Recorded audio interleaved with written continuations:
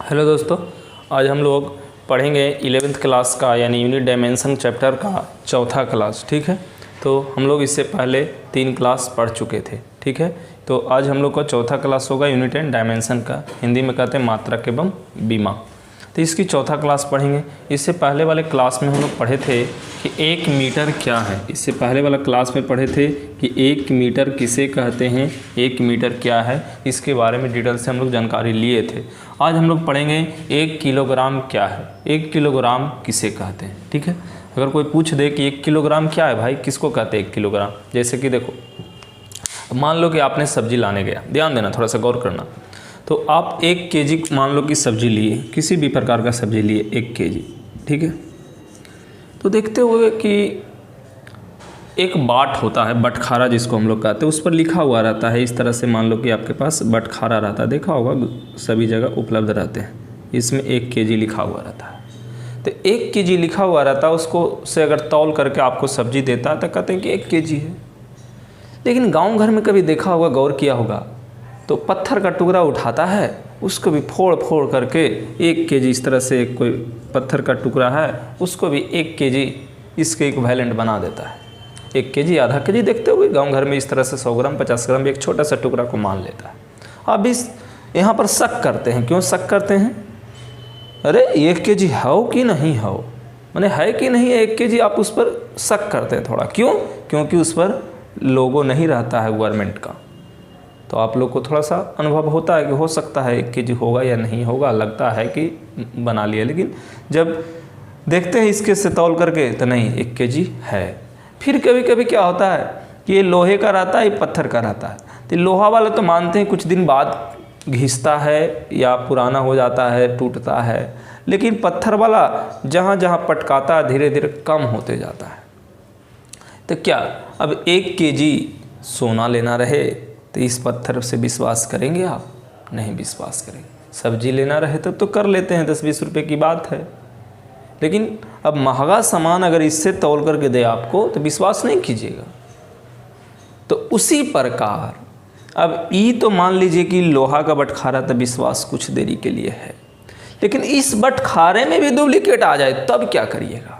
हो सकता है ना, अब सोना की बात है, महंगा सामान की बात है। अब इस बटखारे को ही अब 1 केजी लिख दे और इसमें कर दे 950 ग्राम, यानी 950 ग्राम लोहा रहे उस पर लिख दे 1 केजी, तो आपको मानना पड़ेगा कि 1 केजी है। अब प्रूफ कैसे करिएगा कि 1 केजी नहीं है, बताइए? अब हो सकता है ये आपको देना है तो 950 ग्राम लिया, आपसे लेना है तो हो सकता है 1050 ग्राम का एक बटखारा बना दे, उस पर लिख दे 1 केजी। तो आपसे तो 1050 ग्राम ले लेगा, आपको पता भी नहीं चलेगा कि सही में लिया है कि गलत में लिया। तो उसी लिए इस सब के एक प्रूफ के लिए चाहिए ना कि किसको से दम, जैसे होता है ना कि अब किसी को नपवाना रहता है, जैसे कहते हो ना गैस में सिलेंडर कम है तो नाप लो, तौल लो, कहते हैं ना कि तब तौल लो। या कोई भी सामान आपको कम दिया तो कहते हैं ना तौल लो, ज़्यादा होता है तो इलेक्ट्रॉनिक लेके चल जाते हैं, तब तो इलेक्ट्रॉनिक की ज़माना आ गया, लेकिन पहले की बात है क्लासिकल फिजिक्स है ये सब। तो इस तरह से परेशानियाँ आते रहती है। अब 1050 ग्राम तो दूर गया, 1005 ग्राम कर दिया, मैंने थोड़ा थोड़ा सा डिफरेंस कर दिया, तब क्या करेंगे? तो इसके लिए हम लोगों ने नहीं, पूरे एक तरह से इंटरनेशनल लेवल पर मीटिंग हुई थी, नाप तौल का सम्मेलन 1960 ईस्वी में। वहाँ पर क्या किया गया, सम्मेलन जो हुआ था पेरिस में हुआ था, तो वहाँ पर क्या किया गया, फिर से एक प्लेटिनियम, किसको? प्लेटिनियम और इरेडियम, प्लेटिनियम और इरेडियम। तो प्लेटिनियम और इरेडियम का एक टुकड़ा, छोटा सा टुकड़ा को मान लिया गया कि इसको क्या कहते हैं, 1 केजी कहते हैं। अगर कहीं लड़ाई होगा तो इसी बटखारा से आकर के तौल लेना तुम लोग, और पता चल जाएगा कि 950 ग्राम था कि 1050 ग्राम था। तो ये तो पेरिस में रखा हुआ है एक छोटा सा टुकड़ा, उसको मान लिया गया है कि 1 किलोग्राम है। इस चीज़ को ध्यान रखेंगे। जैसे चलिए अब कोई पूछे किलोग्राम क्या है, इसकी सबसे पहली बात, किलोग्राम क्या है? तो द्रव्यमान का मात्रक है। क्या है? द्रव्यमान का मात्रक है। किसका मात्रक है?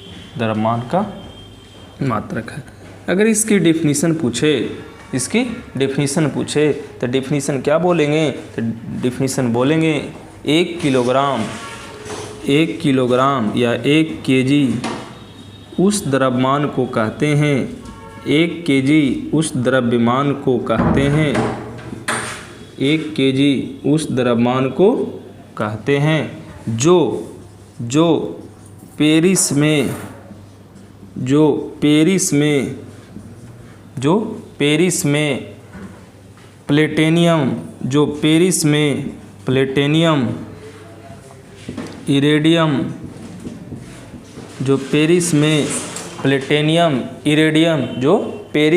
प्लेटिनम इरेडियम के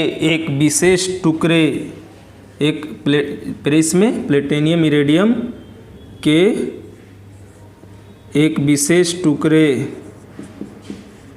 विशेष टुकड़े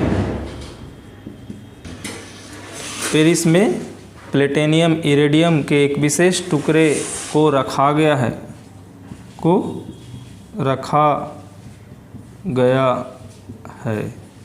ठीक है। 1 केजी उस द्रव्यमान को कहते हैं जो पेरिस में प्लेटिनम इरेडियम के एक विशेष टुकड़े को मानकर रखा गया है, या कह सकते पेरिस में प्लेटिनम इरेडियम के एक विशेष टुकड़े के द्रव्यमान को, या ऐसे कहें जो पेरिस में प्लेटिनम इरेडियम के एक विशेष टुकड़े का द्रव्यमान है, ठीक है। तो पेरिस में जो रखा गया विशेष टुकड़ा का द्रव्यमान को हम लोग क्या कहते हैं, 1 केजी उस द्रव्यमान को कहते हैं जो पेरिस में प्लेटिनम इरेडियम के एक विशेष टुकड़े का द्रव्यमान है, उसको हम लोग क्या बोलते हैं, 1 किलोग्राम बोलते हैं। इसमें कुछ और भी होते हैं पॉइंट, उस पॉइंट को भी गौर करना ज़रूरी है। इस केस में क्या होना चाहिए कि 4 डिग्री सेंटीग्रेड पर 1 लीटर, ध्यान देना 4 डिग्री सेंटीग्रेड, ठीक है, या 4 डिग्री सेल्सियस बोले, 4 डिग्री सेल्सियस पर 1 लीटर 4 डिग्री सेल्सियस पर 1 लीटर, अर्थात इसी को हम लोग बोलते हैं दूसरी भाषा में, अर्थात 1000 सेंटीमीटर क्यूब, अर्थात 1000 सेंटीमीटर क्यूब जल का द्रव्यमान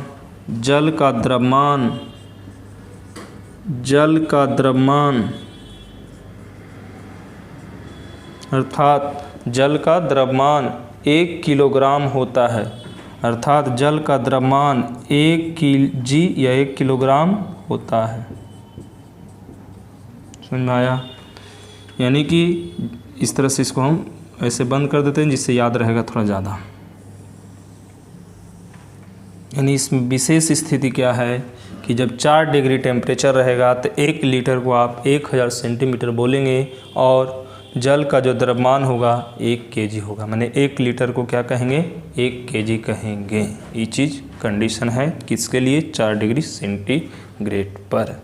चलिए अब क्या होता है, फिर से शक मन में जाता है कि अब पेरिस में रखा गया है प्लेटिनम इरेडियम, उसको मान लिया है 1 केजी, तो अब जानते हैं कि हो सकता है पेरिस वाला भारत के खिलाफ हो जाए, तो उस स्थिति में रात रात हो सकता है 1 केजी को बदल दे, यानी इस प्लेटिनम इरेडियम के टुकड़ा को छोटा सा तोड़ दे या कुछ और मिला जाए, या तो चोरी हो जाए या चूहा खा जाए, या कुछ भी हो सकता है, या बाढ़ आ जाए तो दह जाए, कुछ भी हो सकता है। तब कैसे मापेंगे कि 1 केजी होगा?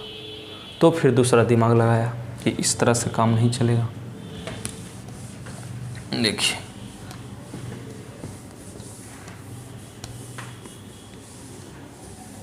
तो देखिए अब इसको दूसरा डिफिनीसन लिखेंगे तो अर्थात करके या करके दूसरा डिफिनीसन लिख सकते हैं, या करके या करके हम लोग दूसरा डेफिनेशन के रूप में लिख सकते हैं। तो दूसरा डेफिनेशन क्या होगा इसको भी हम लोग समझेंगे। देखिए एक होता है परमाणु स्केल या परमाणवीय स्केल बोलते हैं, क्या बोलते हैं, अब इसको फिर से 1 केजी का डेफिनेशन दे रहे हैं हम। परमाणवीय स्केल। तो देखिए परमाणुवीय स्केल माने जो परमाणु का स्केल है, माने जिससे परमाणु नापा जा सकता है, मापा जा सकता है।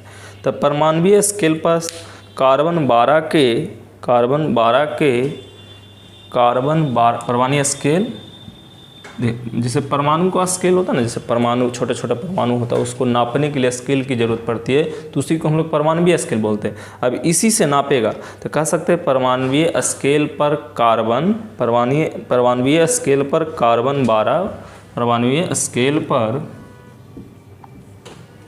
कार्बन 12,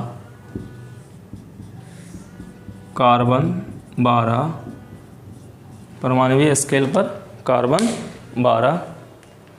तो परमाणुवीय स्केल पर कार्बन 12 जो होता है उसको, माने उसके परमाणु जो होता है इस तरह से लिखता है, परमाणुवीय स्केल पर कार्बन 12 के देखो, तो परमाणु स्केल पर कार्बन हो तो कार्बन जानबे करते, कार्बन का जो एटॉमिक मास होता है 12। अब उसके परमाणु, तो उसके परमाणु जो होता है 5.0188 गुना 10 के पावर 25 परमाणु के द्रव्यमान को 1 kg कहते हैं। ठीक है, परमाणुवीय स्केल पर कार्बन 12 के इतना परमाणु के द्रव्यमान को 1 kg कहते हैं या 1 kg होता है। तो अब देखो कार्बन तो कहीं ना कहीं रहवे करेगा, कहाँ जाएगा कार्बन तो हमारे पास अवेलेबल है ऑलरेडी, कोयला समझ रहे कार्बन है। तो कार्बन को हम लोग ले करके जब इतना परमाणु, उसको छोटे छोटे टुकड़ा को जब लेंगे, उसको जब तौलेंगे तो हम लोग 1 kg कह सकते हैं। तब डर नहीं रहा कि कहीं चोरी हो जाएगा, कहीं ले भागेगा, क्या होगा, उस तरह से परेशानी नहीं रहा। तो ये दूसरा डेफिनेशन हो गया 1 kg का। तो 1 kg बहुत बड़ा डेफिनेशन भी है, बहुत बड़ा मात्रक भी है। उसको छोटे मात्रक में भी तोड़ा जा सकता है, उससे बड़े मात्रक में भी तोड़ा जा सकता है। तो उसकी विस्तार जानकारी हम लोग लेंगे। देखिए अब इसको हम मिटा रहे हैं।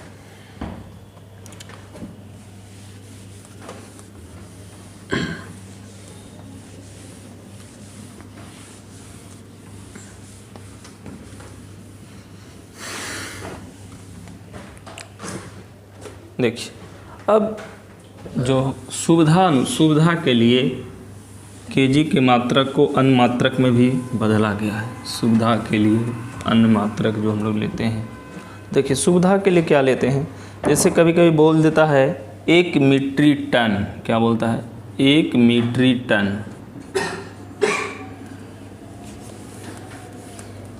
1 मीट्रिक टन। तो 1 मीट्रिक टन बराबर क्या होगा, तो 1 मीट्रिक टन बराबर होता है 10 के पावर 3 kg, यानी 1000 kg। 1 मीट्रिक टन बराबर 10 के पावर 3 kg। जैसे 1 क्विंटल बोलते हैं अभी हम लोग गांव की भाषा में या शहर की भाषा में ही कहें 1 क्विंटल। तो 1 क्विंटल क्या होता है, तो 1 क्विंटल जिसको हम लोग 100 kg कहते हैं, 1 क्विंटल, अभी कभी कभी ऐसे देगा क्विंटल को लिखेगा 1 क्विंटल, 1 क्विंटल इक्वल टू वही 100 kg बोलते हैं, या इसी को लिख सकते हैं 10 के पावर 2 kg। ठीक है, ये सब बड़ा मात्रक है। अब देखिए एक अस्लग कभी कभी बोलता है, जो बहुत इम्पोर्टेंट है, भूल जाते हैं हम लोग। एक अस्लग, तो एक अस्लग इक्वल टू क्या होता है 14.57 kg। ठीक है, 14.57 kg।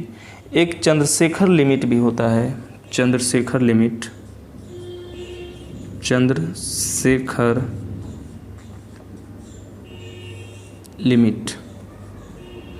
देखिए तो चंद्रशेखर लिमिट बोलेगा, कहीं कहीं सीमा भी बोलता है, तो आप परेशान ना होंगे। चंद्रशेखर लिमिट को शॉर्ट में बोलता है CSL, चंद्रशेखर लिमिट। अब इसको हम लोग क्या बोलते हैं, तो ये होता 1.4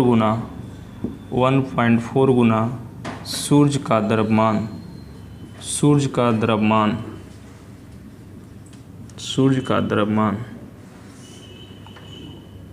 1.4 गुना सूर्य का द्रव्यमान। बहुत इंपॉर्टेंट है, जो कि भूल जाते हैं हम लोग ये दोनों पॉइंट को।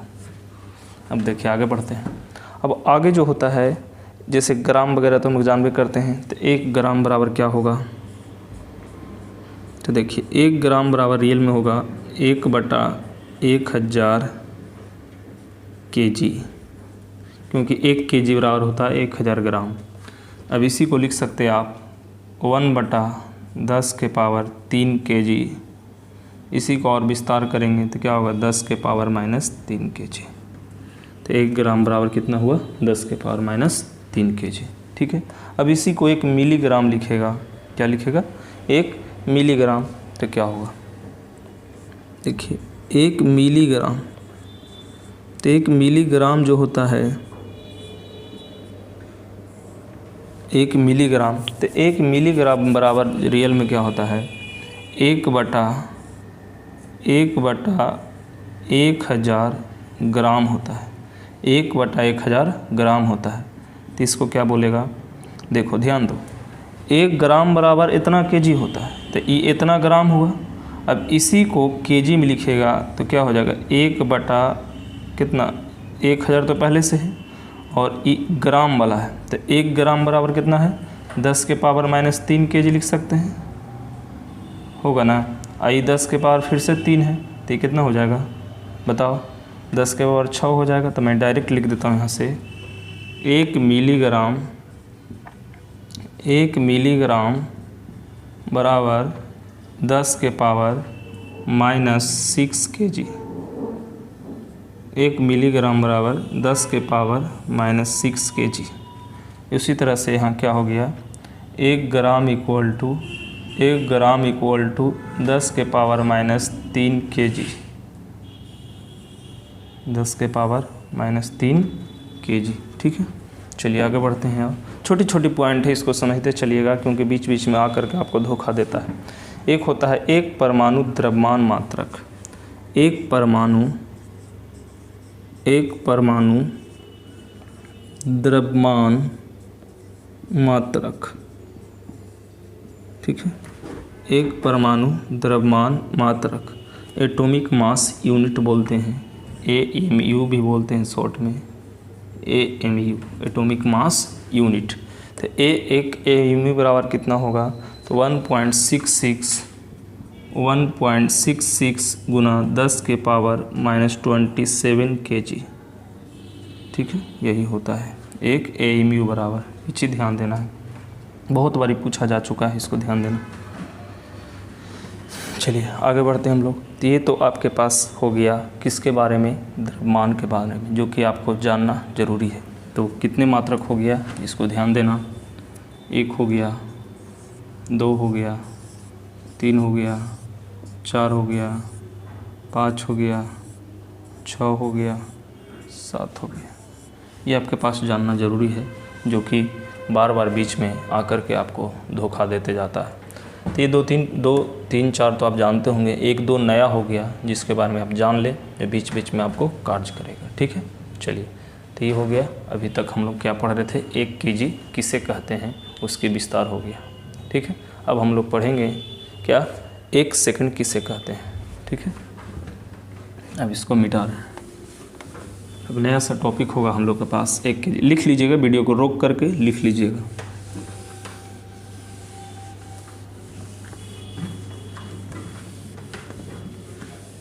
देखिए अब हम लोग पढ़ेंगे कि 1 सेकंड किसे कहते हैं।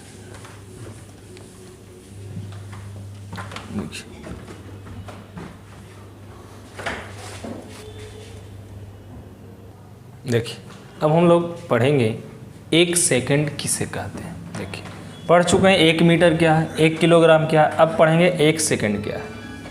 तो देखिए 1 सेकंड तो पहले आप लोग को पता है कि सेकंड क्या है, समय का मात्रक है। यह क्या है, समय का मात्रक है। किसका मात्रक है, समय का मात्रक है, समय का मात्रक है।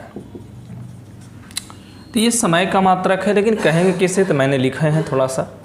1 सेकंड वह समय अंतराल है जिसमें परमाणुक घड़ी या परमाणविक घड़ी एटॉमिक क्लॉक में सीजियम 133 क्या सीजियम 133 का परमाणु सीजियम 133 का परमाणु इतना कंपन करता है। इतना मोबाइल नंबर एक तरह से समझिए, याद कर लीजिए 91 92 63 17 70, ठीक है। तो इतना कंपन करता है तो उससे हम लोग बोलते हैं कि 1 सेकंड का समय होता है। यानी देखो परमाणु समझते हो, परमाणु जो होता है, परमाणु छोटा होता है तो कंपन करता है ऐसे ऐसे। देखो तुमको ना लग रहा है कि बोर्ड स्थिर है, बोर्ड के अंदर में क्या है, एटम है। तो एटम क्या है, इस तरह से चलते रहता है। ठोस भी चलता है, द्रव भी चलता है, गैस भी चलता है, लेकिन ठोस जो है एक स्थिर होता है, ऐसे ऐसे चलता है, एक ही पॉइंट पर इधर उधर घूमता है। ऐसा बात नहीं है कि सॉलिड है, केमिस्ट्री में पढ़ोगे, विस्तार से पढ़ोगे तो वहाँ समझ में ज़्यादा आएगा। लेकिन अभी तत्काल हम लोग समझें कि सीजियम 133 का परमाणु इतना कंपन जितना देरी में करता है, इतना कंपन माने 91 92 63 17 70, 91 92 63 17 70 इतना कंपन करता है। तो जो समय इतना कंपन करने में लगता है उसे हम लोग 1 सेकेंड कहते हैं। बहुत फास्ट कंपन करता है, इतना फास्ट करता है कि 1 सेकेंड में इतना सारा कंपन कर लेता है, समझे। चलिए ये हो गया 1 सेकेंड। अब इसके छोटे छोटे कुछ और मात्रक होंगे जो आप जानते भी होंगे, नहीं जानते होंगे तो मैं बताता हूँ। जैसे 1 millisecond, 1 millisecond, 1 millisecond. तो 1 मिली सेकेंड इक्वल टू 10 के power -3 second. 1 millisecond equal to 10 के power -3 second. 1 microsecond, 1 microsecond. देखो सेकेंड सेकेंड जो भी लिख सकते हो, देखो सेकेंड भी कहीं लिखता है सेकंड, ठीक है, इक्वल टू 10 के पावर -6 सेकेंड, ठीक है। संकेत इसके होते भी है, जैसे 1 मिली सेकेंड, 1 माइक्रो सेकेंड, ये भी संकेत होता है। 1 माइक्रो सेकेंड इसको पढ़ते हैं 1 माइक्रो सेकेंड, ठीक है। 10 के पावर कितना हुआ -6 सेकेंड। 1 सेक होता है, 1 सेक SHAK सेक, कहीं कहीं सैक भी बोलता है इसको, 1 सैक, ठीक है। ऐसे सेक पढ़ते हैं इसको, 1 सेक या 1 सैक। 1 सेक 1 सैक बराबर होता है 10 के पावर -8 सेकेंड, ठीक है, ठीक है, ये चीज़ ध्यान देना। चलिए आगे बढ़ेंगे हम लोग। तो आगे बढ़ेंगे तो क्या होगा, 1 नैनो सेकेंड बोलेंगे, 1 nanosecond, 1 nanosecond. 1 nanosecond equal to 10 के पावर -9 सेकेंड, ठीक है। आगे बढ़ेंगे हम लोग। 1 पिको सेकेंड, 1 पिको सेकेंड। तो 1 पिको सेकेंड, 1 पिको सेकेंड, ध्यान दीजिए। तो 1 पिको सेकेंड इक्वल टू 10 के पावर -12 सेकेंड, ठीक है। और भी बढ़ेंगे आगे। 1 मिनट इक्वल टू, 1 मिनट दिख रहा होगा, 1 मिनट तो जानते ही हैं, 1 minute equal to 60 second, 1 minute equal to 60 second. 1 घंटा, इधर आगे बढ़ते हैं, 1 घंटा, तो 1 घंटा इक्वल टू 60 मिनट।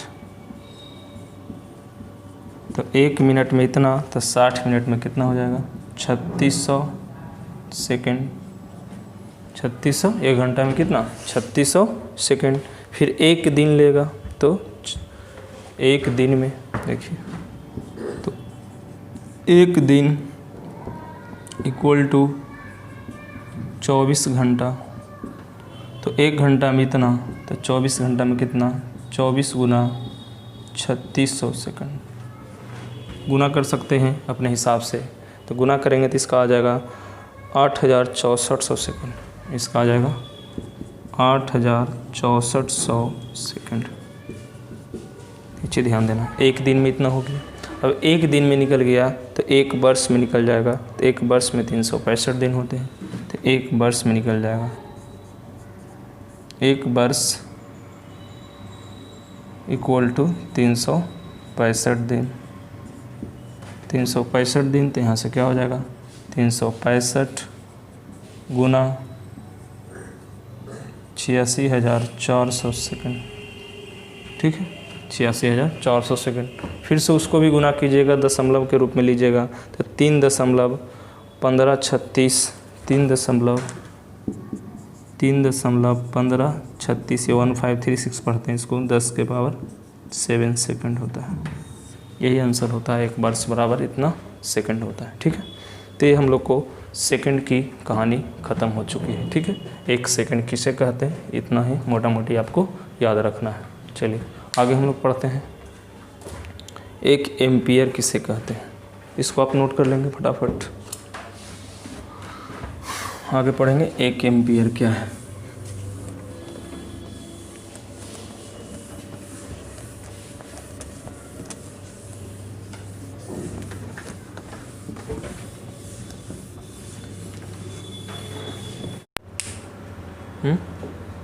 देखिए, तो हम लोग 3 बातें पढ़ लिए थे, 1 मीटर किसे कहते हैं, 1 किलोग्राम किसे कहते हैं, 1 सेकंड किसे कहते हैं। अब नया बात आया कि 1 एम्पियर किसे कहते हैं। तो 1 एम्पियर किसे कहते हैं, तो देखिए 1 एम्पियर तो सबसे पहले हम लोग को पता है कि किसका मात्रक है, यह विद्युत धारा का मात्रक है। किसका है, यह विद्युत धारा का मात्रक है, ये चीज़ ध्यान देना है। अब देखिए, तो ये तो विद्युत धारा का मात्रक हो गया, लेकिन कहते किसे हैं 1 एम्पियर। तो 1 एम्पियर वह विद्युत धारा है जो कि निर्वात में एक दूसरे से 1 मीटर की दूरी पर, ध्यान दो, ये मान लो निर्वात है, ठीक है, 2 गो अनंत लंबाई का तार है। ये कितना लंबाई का है, अनंत लंबाई का तार है। कितना दूरी पर रखा गया है, 1 मीटर की दूरी पर रखा गया है। तो 1 मीटर की दूरी पर, ध्यान दो, निर्वात में एक दूसरे से 1 मीटर की दूरी पर स्थित 2 सीधे अनंत लंबाई के समांतर तारों में प्रवाहित किए जाने पर, समांतर तारों में प्रवाहित किए जाने पर, ध्यान दीजिए, समांतर तारों में प्रवाहित किए जाने पर तारों के बीच प्रत्येक तार के प्रति मीटर लंबाई पर इतना न्यूटन का बल उत्पन्न करता है। यानी कहने का मतलब ये हुआ कि जब इसमें करंट प्रवाहित किया जाता है, जैसे मान लीजिए कि इस तरह से करंट प्रवाहित किया जाता है, तो प्रत्येक मीटर, ये अनंत लंबाई का है ना, तो जैसे मान लीजिए इसका 1 मीटर लिए और इसका भी 1 मीटर लिए, तो 1 मीटर और 1 मीटर में जो करंट प्रवाहित होता है, तो करंट प्रवाहित होता है, तो ध्यान दो कि एक कोई भी तार में अगर करंट प्रवाहित होता है तो इसके चारों ओर एक मैग्नेटिक फील्ड उत्पन्न होता है।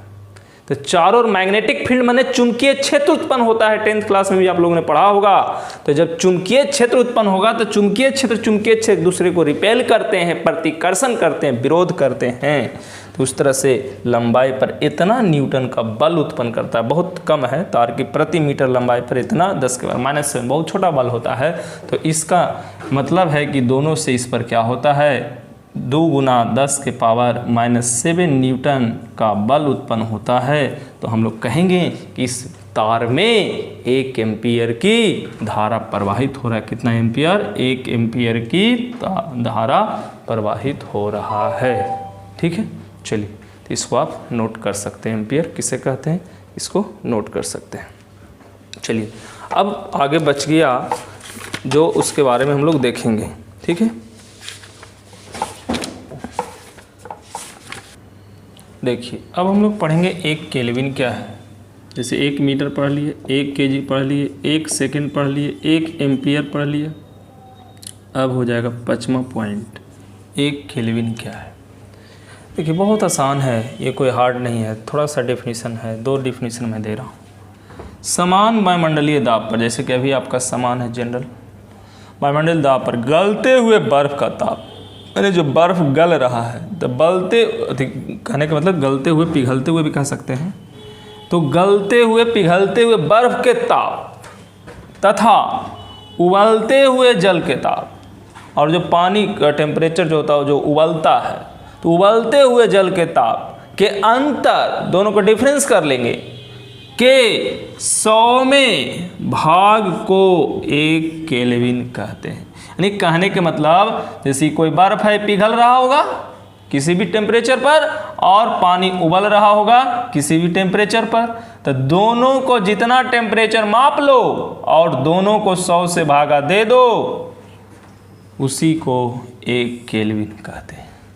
दूसरे भाषा में जल के त्रिक बिंदु यानी ट्रिपल पॉइंट, जहां पर क्या होता है, बर्फ भी बन सकता है पानी, और ठोस में भी रह सकता है, द्रव में भी रह सकता है, गैस में भी रह सकता है, तो उसको ट्रिपल पॉइंट बोलते हैं। केमिस्ट्री में से विस्तार की चर्चा है ऊष्मागतिकी की चैप्टर में, और इसका 1/273.16वां भाग को 1 केल्विन कहते हैं।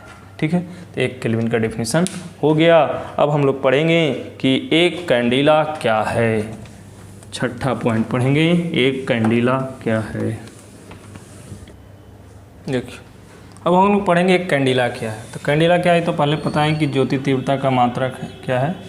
ज्योति तीव्रता का मात्रक है। इससे पहले वाला हम लगता नहीं लिख पाए थे कि 1 केल्विन क्या है, तो ताप का मात्रक था, लिख सकते हैं, आप जानते भी हैं, पहले भी पढ़ा चुके हैं। अब देखिए डिफिनीशन में क्या है। एक कैंडिला कृष्णिका के पृष्ठ के इतना मीटर स्क्वायर क्षेत्रफल के पृष्ठ के लंबवत दिशा में ज्योति तीव्रता है। अब एक नया वर्ड आया, कृष्णिका क्या है। देखिए यहाँ लिखे भी हैं मैं, जबकि कृष्णिका का ताप प्लेटेनियम के गलनांक के बराबर होना चाहिए। प्लेटेनियम एक धातु है, बहुत ही कठोर होता है, तो वो जब गलेगा यानी पिघलेगा तो उसके लिए टेम्परेचर बहुत ही हाई चाहिए, क्योंकि बहुत सॉलिड होता है। तो टेम्परेचर हाई करोगे तो कृष्णिका माने जो कृष्णिका है माने टेम्परेचर, तो जहाँ से भी निकलेगा, मानक स्रोत है, मानक स्रोत माने माना गया है कि पृष्ठ के इतना मीटर स्क्वायर क्षेत्रफल 1 इतना बहुत छोटा होता है। देख रहे हो 1/10 के पावर के, देख रहे हो गाई दहाई सैकड़ा हजार 10 लाख 6 लाख 1/6 लाख, माने 1 मीटर जो होता है उसको 6 लाख से भागा देना, बहुत छोटा टुकड़ा होगा। उसके क्षेत्रफल के लंबवत दिशा में जो निकलता है, जैसे मान लो कि कोई पॉइंट होगा, ये पॉइंट से जो निकलेगा, क्या निकलेगा, लंबवत, ज्योति तीव्रता कहलाएगा। यानी जो लाइटेड निकलेगी, लाइट एक तरह से तीव्रता, इंटेंसिटी है। ठीक है, तो वही कह रही कैंडिला एक कृष्णिका के पृष्ठ के इतना मीटर स्क्वायर क्षेत्रफल के पृष्ठ के लंबवत दिशा में ज्योति तीव्रता है। और कृष्णिका का ताप कितना होना चाहिए, तो प्लेटेनियम के गलनांक के बराबर होना चाहिए। ठीक है, तब उस केस को हम लोग कहते हैं कि एक कैंडिला होता है। ठीक है, एक कैंडिला क्या है, ज्योति तीव्रता का मात्रक है। चलिए इसको नोट कीजिए, आगे हम लोग को पढ़ेंगे मोल। देखिए हम लोग 6 पढ़ लिए थे, जैसे 1 मीटर किसे कहते, 1 किलोग्राम किसे कहते, 1 सेकंड किसे कहते, 1 एम्पियर किसे कहते, 1 केल्विन किसे कहते, 1 कैंडिला किसे कहते हैं। अब लास्ट हम लोग पढ़ेंगे कि 1 मोल किसे कहते हैं। तो मोल क्या है, जो तो हम लोग को पता है, मोल क्या है, पदार्थ की मात्रा का मात्रक है। पदार्थ की मात्रा का मात्रक है। ठीक है, तो पदार्थ की मात्रा का मात्रक है, सब लोग को पता है। लेकिन 1 मोल कहते किसे हैं। देखिए 1 मोल किसी पदार्थ की वह मात्रा है जिसमें उस पदार्थ के अवयव एलिमेंट भी कह सकते हैं कि संख्या कार्बन, वही कार्बन के 12 ग्राम, तो 12 ग्राम को अथवा 0.01 kg में परमाणुओं की संख्या के बराबर है। यानी जो कह सकते हैं कि 12 ग्राम कार्बन है या इतना 0.12 kg कार्बन है, उसका परमाणु जो है, उसके परमाणु की संख्या के बराबर को 1 मोल कहते हैं। और कह सकते दूसरे भाषा में कार्बन 12 के इतना केजी में परमाणुओं की संख्या को ही अवोगाड्रो संख्या कहते हैं। इसकी वैल्यू जो होता है इतना होता है। ठीक है, तो छोटी पॉइंट है, बस दिमाग में यही रखिए, अवोगाड्रो संख्या किसको कहते हैं, तो इसको कहते हैं। और मोल क्या है, तो मोल क्या है, पदार्थ की मात्रा का मात्रक है। और कितना ग्राम परमाणु के बराबर होता है, तो 12 ग्राम कार्बन के परमाणु की संख्या के बराबर होता है। ठीक है, तो आज के लिए इतना ही, आगे फिर हम लोग इसके आगे पढ़ेंगे।